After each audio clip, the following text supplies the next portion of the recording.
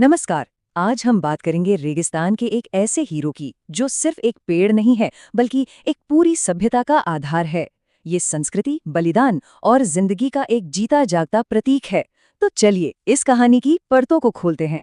ये देखिए, राजस्थान के जो राजकीय प्रतीक हैं, उनके बीच में खेजड़ी का पेड़ अपनी अलग ही शान से खड़ा है।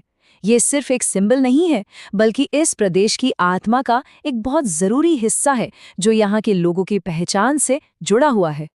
कभी सोचा है, ऐसा कौन सा पेड़ हो सकता है जिसे न सिर्फ राजस्थान का गौरव कहा जाता हो, बल्कि लोग उसे अपनी इच्छाएं पूरी करने वाला कल्प वृक्ष भी मानते हों? बस इसी सवाल के जवाब में छिपी है हमारी आज की कहानी। जी हाँ, बिल्कुल सही सोचा। ये कोई और नहीं बल्कि खेजड़ी ही है। इसे रेगिस्तान का गौरव और थार का कल्प वृक्ष जैसे नामों से भी जाना जाता है। और सच कहूँ तो ये नाम ही इसकी महानता की पूरी कहानी बयां कर देते हैं। आइए इसकी जड़ों में थोड़ा और गहरा उतरते हैं। देखिए, विज्ञान की दुनिया में इसे प्रोसोपिस सिनेरेरिया के नाम से जाना जाता है और साल 1983 में इसे आधिकारिक तौर पर राजस्थान का राज्य वृक्ष घोषित किया गया, जिससे इसे वो सम्मान मिला जिसका ये हमेशा से हकदार था। और हाँ, एक मजेदार बात, ये जो साइंटिफिक नाम रखने का चलन है, ये कहाँ से आया? इसके पीछे महान वैज्ञानिक कैरलस लिनियस का दिमाग था, जिन्होंने दुनिया भर के जीव जंतुओं को नाम देने का एक ऐसा सिस्टम बनाया जो आज भी विज्ञान की नींव माना जाता है। खेजड़ी के इतिहास में दो तारीखें तो सुनहरे अक्षरों में लिखी गई हैं। एक 1983, जब इसे राज्य वृक्ष का ताज मिला, और ठीक 5 साल बाद 1988 में वर्ल्ड एनवायरनमेंट डे पर इसके सम्मान में 60 पैसे का एक डाक टिकट भी जारी किया गया। सोचिए, इसकी कहानी घर घर तक पहुंची होगी। लेकिन खेजड़ी सिर्फ एक पेड़ नहीं है, ये रेगिस्तान के लोगों की जिंदगी का एक धड़कता हुआ हिस्सा है। चलिए देखते हैं कि ये कैसे उनकी संस्कृति और रोज की जिंदगी में इतनी गहराई से रचा बसा हुआ है। इसकी लोकप्रियता का अंदाजा तो इसी बात से लगा सकते हैं कि ये हर जगह अपनेपन का एहसास कराता है। पंजाब और हरियाणा में इसे प्यार से जांटी कहते हैं, तो तमिल में प्यामे, कन्नड़ में ये बन्ना बन्नी है, सिंधी में धोकड़ा, और बिश्नोई समुदाय के लिए तो ये पवित्र शमी वृक्ष है। देखिए, एक ही पेड़ के कितने सारे प्यारे नाम। इसे जीवन का वृक्ष कहना बिल्कुल सही है, क्योंकि इसका हर एक हिस्सा जिंदगी देता है। इसकी हरी फलियों से तो वो मशहूर सांगरी की सब्जी बनती है, जो राजस्थान की शान है। सूही फलियां खोखा बन जाती हैं, और इसकी पत्तियां, जिन्हें लूंग कहते हैं, वो तो रेगिस्तान के जानवरों के लिए अमृत जैसा चारा है। पर इसका महत्व सिर्फ पेट भरने तक ही सीमित नहीं है, ये तो आत्मा को भी छूता है। विजयादशमी यानी दशहरे के पवित्र दिन पर खेजड़ी के पेड़ की पूजा की जाती है, जो इसे आस्था और भक्ति का एक बहुत बड़ा प्रतीक बना देती है। अब हम इस कहानी के सबसे मार्मिक और प्रेरणा देने वाले हिस्से की तरफ बढ़ रहे हैं। ये त्याग और बलिदान की एक ऐसी अविश्वसनीय गाथा है जो खेजड़ी के महत्व को एक नए अमर स्तर पर ले जाती है। साल था 1730। जगह थी जोधपुर का एक छोटा सा गांव, खेजड़ली। यहाँ इतिहास की एक ऐसी घटना घटने वाली थी जिसकी गूंज आज भी सुनाई देती है। हुआ ये कि उस समय जोधपुर के महाराजा अभय सिंह को अपने नए महल के लिए लकड़ी की जरूरत थी। उनके हुक्म पर उनके आदमी कुल्हाड़ियां लेकर खेजड़ली गांव पहुंच गए। उनका बस एक ही मकसद था, खेजड़ी के हरे भरे पेड़ों को काट डालना। लेकिन तभी गांव की एक साधारण सी महिला अमृता देवी बिश्नोई असाधारण हिम्मत के साथ आगे आईं। उन्होंने पेड़ों को बचाने के लिए इसका विरोध किया।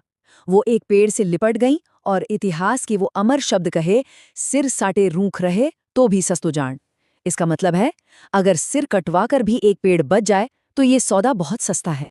ये प्रकृति के लिए प्यार की एक ऐसी मिसाल है जो शायद ही कहीं और मिले। अमृता देवी के इस बलिदान को देखकर गांव के एक दो नहीं, पूरे 363 और लोग, जिनमें महिलाएं और बच्चे भी शामिल थे, पेड़ों को बचाने के लिए एक एक कर अपनी जान देने आगे आ गए। विश्नोई समुदाय में प्रकृति की रक्षा के लिए दिए गए इस महान बलिदान को एक विशेष नाम दिया गया है, साका या खड़ाना। ये सिर्फ एक घटना नहीं, बल्कि उनकी संस्कृति और पहचान का एक अटूट हिस्सा बन गया है। इस दिल दहला देने वाली घटना ने एक ऐसी विरासत को जन्म दिया जो आज भी पूरी दुनिया को प्रेरणा देती है। चलिए देखते हैं कि इस अनोखे बलिदान को आज कैसे याद और सम्मानित किया जाता है। उन 363 अमर आत्माओं के बलिदान को सम्मान देने के लिए हर साल 12 सितंबर को खेजड़िली दिवस मनाया जाता है, ताकि उनकी कहानी और उनका संदेश हमेशा हमेशा जिंदा रहे। और ये सम्मान यहीं खत्म नहीं होता। इस आंदोलन की वीर नायिका के नाम पर 1994 में अमृता देवी वन्य जीव पुरस्कार की शुरुआत की गई। ये वाइल्ड लाइफ कंजर्वेशन के लिए दिया जाने वाला भारत का सर्वोच्च सम्मान है, जो उनके बलिदान को अमर बनाता है। इस पुरस्कार के तहत जो संस्थाएं प्रकृति की रक्षा करती हैं, उन्हें 50,000 रुपये और व्यक्तियों को 25,000 रुपये की राशि दी जाती है, ताकि अमृता देवी की विरासत को आगे बढ़ाने वालों को और हिम्मत मिले। इतने गौरवशाली इतिहास और सांस्कृतिक महत्व के बावजूद आज खेजड़ी का पेड़ खुद खतरों से घिरा है। इसे हमारे संरक्षण की सख्त जरूरत है। आइए देखते हैं कि इसके सामने आज क्या चुनौतियां हैं। आज इस महान पेड़ को दो बड़े जैविक खतरों का सामना करना पड़ रहा है। एक कीड़ा है जिसका नाम है सेलेस्टरना, और एक फंगस है ग्लिकोट्रोमा। ये दोनों दुश्मन चुपचाप इसे अंदर से खोखला कर रहे हैं। लेकिन उम्मीद अभी बाकी है। इन खतरों से निपटने के लिए 1991 में ऑपरेशन खेजड़ा नाम का एक विशेष अभियान शुरू किया गया था। इसका सिर्फ एक ही मकसद है, इस अमूल्य राज्य वृक्ष को बचाना और संरक्षित करना। और अंत में एक हैरान कर देने वाला फैक्ट जो इस पेड़ की सहनशक्ति को दिखाता है। वैज्ञानिकों का मानना है कि खेजड़ी का पेड़ 5,000 साल तक जिंदा रह सकता है। ये इसकी असाधारण शक्ति और लचीलेपन का प्रतीक है। तो आखिर में सवाल यही उठता है, एक पेड़ की ये कहानी हमें इंसान और प्रकृति के नाजुक रिश्ते के बारे में क्या सिखाती है?